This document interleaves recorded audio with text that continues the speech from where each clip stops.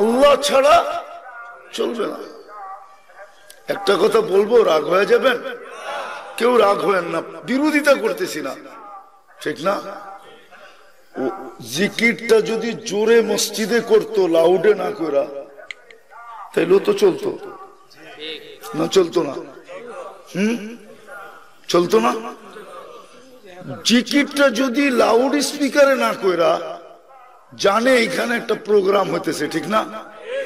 মানুষ তো শুধু শুধু আমাদের উপরে আঙ্গুল উঠায় না।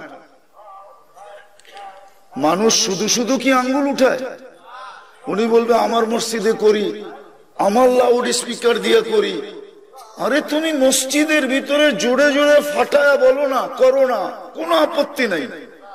যদিও ওলামাদের মতানৈক্যতা আছে, আমি মতানৈক্য বাদেই দিলাম, মতানৈক্য বাদেই দিলাম। এতটুক কি বিবেক আল্লাহ দেয় নাই? কালকে আপনাদের কাছে এরা ভোট চাইতে আসবে কি করে বলেন তো? হ্যাঁ, পাংখা লয়া যে আসবে ভোট চাইতে, কি করে ভোট চাইতে আসবে বলেন? আমার এই কথা মিডিয়ায় চলে যাবে, যায় যাক। আজকে তো এটা রাগ হয় না, কিন্তু পায়ে হাত রাখি, আপনাদের বিবেকের কাছে প্রশ্ন। ইচ্ছা করলে তো মসজিদ ফাটায়া করো না, কেনা করছে? কিন্তু লাউড স্পিকার দিয়ে করতে হবে, আবার এমন পাশে, এমন কাছাকাছি। ওনারা কি জানে না এখানে একটা প্রোগ্রাম হইতেছে? না জানে না? হ্যাঁ না জানে না? এটা তো উচিত ছিল না। মানুষের এতটুকু কমন সেন্স থাকা দরকার। এই জন্যই তো মানুষ আমাদের উপরে আঙ্গুল উঠায়, নাইলে আঙ্গুল উঠাইতো না। কেননা জিকিরটা তো আল্লাহ আল্লাহ, ঠিক না? হ্যাঁ, রাগ হবেন না, কেউ কেউ হয়তো রাগ হয়ে যেতে পারে। আমি বিরোধ করতেছি না, আপনি জোরে জিকির, জিকির জোরে না আসতে, এটা নিয়ে আমার কোনো বিরোধ নাই। কিন্তু এমন জোরে তো হওয়া চাই না যে পাশে একটা প্রোগ্রাম চলবে, ওটা ব্যাঘাত ঘটবে। এটা কোন ইসলামে শিখাইছে? বলুক, প্রমাণ দেখ আমাকে। আমি বিরুদ্ধে যেতেছি না, সাধারণ মানুষের বিবেকে লাগার কথা। আমরাও তো একটা জিনিস বুঝাইতেছি, ঠিক না? হ্যাঁ, কোন নাচ তো হইতেছে না, ঠিক না? না কোনো গান হইতেছে? হ্যাঁ, দিনের কথাই তো হইতেছে, ঠিক না? তুমি লাউড স্পিকার খুলা, হয়তো বিরক্ত হয়ে যাবে, হইতে পারে। আমাগো মতো মানুষের গাড়িও থামায়া দিতে পারে, আবার রাস্তায় ধরে জিজ্ঞাসা করতে পারে, ঠিক না? হ্যাঁ, আমি তো চাই এটাই, যে ওনাদের নেতাদের কাছে এটা যাক। এই পরিস্থিতিতে এসে মানুষের কাছে পৌঁছাবে কি করে? কি বলেন?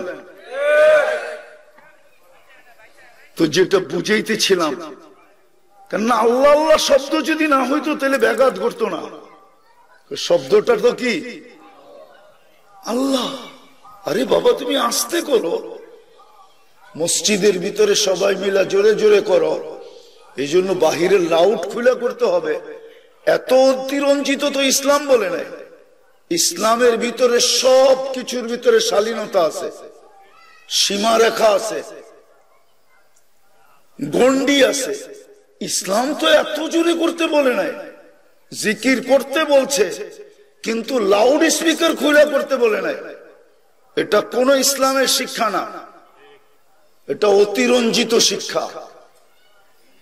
যে জিকির করবেন আপনি লাউড স্পিকার খুলা, কোন হাদিসে পেয়েছেন? আমরা কি গোড়ার ঘাস কাটছি নাকি 18 বছর? আমরা কি গোড়ার ঘাস কাটছি? এই জন্যই তো আমাদের এই দুরবস্থা। মুসলমানের আজকে দুরবস্থা কেন? কথা ঘুরে গেছে, কিন্তু মুসলমানের দুরবস্থা কেন জানেন? মুসলমান আজকে 200 কোটি। কয়শো কোটি? 200 কোটির উপরে। বর্তমান দুনিয়ার সম্পদের 70% 70% মুসলমানদের হাতে। 70% মুসলমানদের কাছে। আমি কসম খেয়ে বলতে পারবো এই পুরা সোনার গায়ে যত কাপড় আছে ব্যবহৃত প্রত্যেকের বাড়িতে, ইউরোপের কোন একটা দেশে এত কাপড় নাই ব্যবহৃত আলমারিতে। চ্যালেঞ্জ, আমার সাথে যদি কেউ চ্যালেঞ্জ নিতে চায় আমি রাজি, যত টাকা দিয়ে নিবে আমি রাজি। শুধু একটা থানায় মুসলমান সবচেয়ে বেশি কাপড় পরে, সবচেয়ে বেশি খায় মুসলমান। আমি দুনিয়া ঘুরে বলতেছি, কোন কিতাব পড়ে না। 103টা আমার দেখা হয়ে গেছে, শুধু উন্নত দুনিয়া একটা বাকি আছে, নিউজিল্যান্ড আমি দেখি নাই, বাকি সব দেখা শেষ। আমি সারা দুনিয়া চৈষা বলতেছি, মুসলমানের চেয়ে বেশি খাওয়ায় আইটেম দুনিয়ার কেউ খায় না। মুসলমান যত আইটেম খায় দুনিয়ার কেউ খায় না।